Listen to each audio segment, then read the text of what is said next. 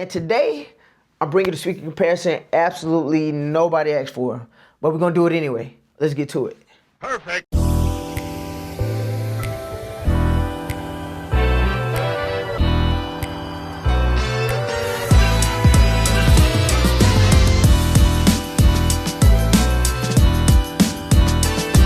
Yo, what's going on, people? My name is Ken. I own Pro Tools Entertainment, a DJ business that also provides photo booths, lighting, sound systems, AV service, whatever you need for your event, based in Atlanta, Georgia. Look, this is my first ever video. I'm starting to start a YouTube channel. I've been wanting to do this for a long time. I've been watching all the greats on YouTube, getting knowledge, watching reviews, doing everything like that. That's been helping me with my business. I always wanted to contribute. Told myself in 2026 I was finally gonna get to it. This is my first video. Check it out. All right, so before we get into the video, just quick background on why I'm actually doing this. I'm sure I'm not the only one, but of course, when I first started DJing, I was getting the 15-inch, 12-inch speakers, 40, 50 pounds, logging them to every event. The longer, I was DJing, the more I realized, hey, I don't need these large speakers, putting pressure on your back, pressure on your knees, everything like that. So these speakers only weigh 20, 22 pounds. And for small events, cocktail hours, ceremonies, satellite speakers, things like that, this is more than enough. So I'm going to do this comparison. Hopefully, someone out there have been thinking the same thing, don't want to lift these large speakers all the time, and can get something from it. So the way that we're going to do it, I have my X5 XLR wireless connectors. These come in handy as long as there's no people in between that need that line of sight. So I have this one, the right side going to the QSC. I have the left side going to the actual EV. My Yamaha mixer has a pan, so I can just use this knob, go from this speaker to that speaker and vice versa. And I'll just let you know what I feel at the end. Of course, your sound is not going to be as particular as if you were in person like myself, but I'm going to put one of my DJI mics on that side with the actual camera, and hopefully that helps a little bit. But hey, that's pretty much how we're going to do it, man. And also, I have my Alto. The way that I'm getting sound to these speakers is through my Alto Bluetooth Total. So I've had this. This has been out for like 7-8 years. I had that for a long time. Comes in handy as well, so you can turn any speaker into a Bluetooth speaker. So, yeah, that's how we're going to do it. We're now at the back of the speaker. Of course, we just power this up real quick. The main difference electronically between this speaker and that one is, of course, this has the DSP. So you can go through and do a lot of the tweaking of the settings directly from the speaker. So if we just go to input 1, of course, we can go through this real quick. Got phantom power if you want to crank it up. Crank that up. Presets, of course, as a DJ, you mostly want to use line input, but if you was playing a different instrument, like a bass guitar, percussion, if you making speeches or anything like that, you can go in and do a lot of that directly from the speaker opposed to needing to EQ it. So of course we still have treble, mid, bass. You can go and do a lot of that stuff directly from the speaker. You can't do that with the QSC, but this is a newer speaker as well. Of course, we got Bluetooth. That is the main thing for me, even though it is not fully battery powered. I need that Bluetooth, and you can actually connect 2 speakers wirelessly via Bluetooth. So that takes a lot of the work away when you doing setup, doing AV for companies and everything like that. So that's pretty much the back of that one, and let's check out the QSC. And now, of course, with the QSC,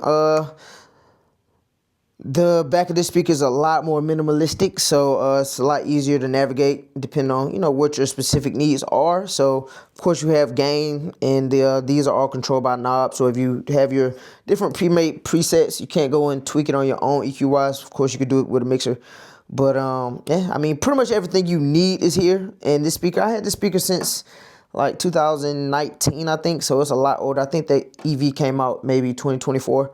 So yeah, that's pretty much all it is. 2 inputs, have an output, of course, and yeah, that's pretty much. So of course, for YouTube purposes, we're gonna use some copyright-free music. I'm gonna try to go pop with the first song or instrumental, and I'm gonna try to go hip hop. So those are pretty diverse genres. Give you an idea on 2 different spectrums. How they pretty much the output and how they sound. So check it out. Let me know what you guys think. I'm gonna give my opinion at the end of the video. Alright, so we got Do It by Infraction Music, man. We're gonna have the EV go first.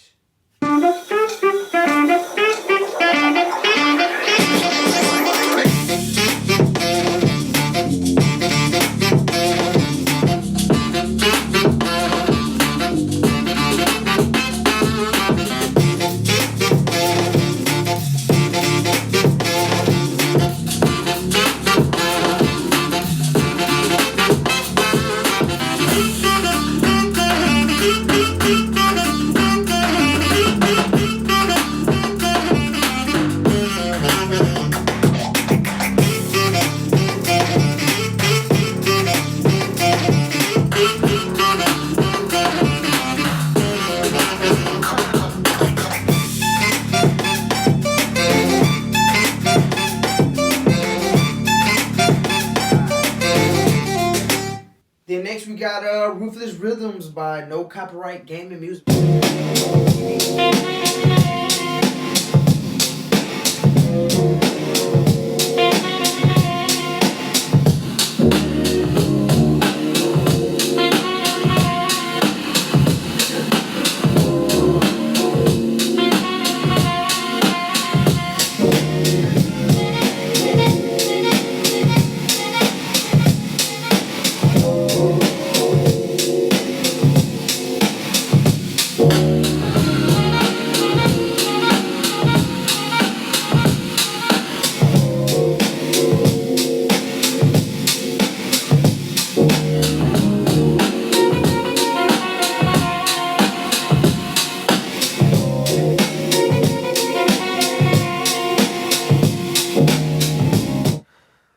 And there you have it. So, you know, you've been able to listen. Of course, like I said, it's not directly how it would be if you were standing right in front of speakers or if you was at, you know, the music store testing them out. But, of course, I've done this prior to making this video. So, my thoughts on it, specifically my non-biased opinion.